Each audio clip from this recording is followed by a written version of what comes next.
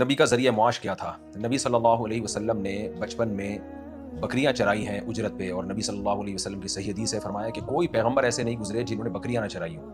تو شروع میں آپ کا ذریعہ معاش بکریاں چرانا بھی تھا، اس میں بڑی حکمتیں تھیں۔ علماء نے لکھا ہے کہ جو بکری والے لوگ ہیں ان میں تواضع ہوتی ہے، برداشت بہت زیادہ ہوتی ہے۔ بکری ایک کمزور جانور ہے جو پریشان بہت کرتا ہے، ایسا جانور ہے، اور آپ اس کو سزا نہیں دے سکتے کیونکہ کمزور ہے۔ تو موسیٰ علیہ السلام نے بھی بکریاں چرائیں۔ مرزا غلام احمد قادیانی کے جھوٹے ہونے کی ایک بہت بڑی دلیل یہ بھی ہے کہ اس نے بکریاں نہیں چرائیں، کیونکہ حدیث میں آتا ہے کہ کوئی پیغمبر ایسے نہیں جنہوں نے بکریاں نہ چرائیں۔ پھر آپ صلی اللہ علیہ وسلم کا اس کے بعد ذریعہ معاش تھا تجارت، مزاربت پہ۔ آپ سیدہ خدیجہ سے بھی آپ کا نکاح اسی بیس پہ ہوا۔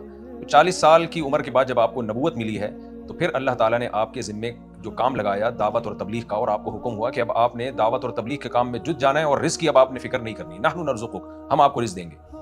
تو آپ صلی اللہ علیہ وسلم نے اس کے بعد پھر کوئی کاروبار یا کوئی اس طرح کا کام نہیں کیا، بلکہ اللہ پہ توکل کیا، اور یہ نبی کی خاصیت تھی، کسی اور کے لیے ایسا توکل جائز نہیں ہے۔ تو آپ صلی اللہ علیہ وسلم کو کبھی کوئی ہدیہ بھیج دیتا تو وہ نوش فرما لیتے، وہ استعمال کر لیتے، اپنے گھر والوں کو دے دیتے۔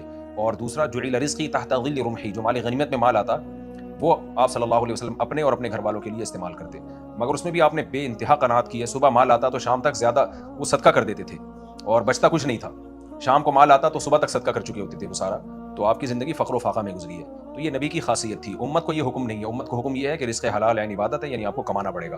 اور میرے اور آپ کے لیے ایسا توکل جائز نہیں ہے کہ ہم ہاتھ پہ ہاتھ رکھ کے بیٹھ جائیں اور ہم کہیں کہ بھئی بس خود بخود رزق جو ہے وہ دروازہ توڑ کے آ جائے گا، ایسا نہیں ہے۔ جیسے یعنی علماء نے یہ مسئلہ اجماعی ہے کہ آپ پر رزق کا کمانا فرض ہے، لیکن نبی کی خاصیت تھی کیونکہ آپ کو دعوت و تبلیغ کے لیے وقف کیا گیا تھا۔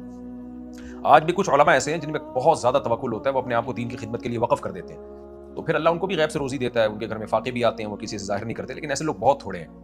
اور بعض دفعہ توکل نہیں ہوتا تو اس کے سائیڈ ایفیکٹ بھی ہوتے ہیں، پھر وہ سائیڈ ایفیکٹ یہ ہوتے ہیں کہ آپ دوسروں کی جیبوں پہ نظر رکھنا شروع کر دیتے ہیں۔ تو نبی کا جو طریقہ تھا وہ میں نے بتا دیا آپ کو۔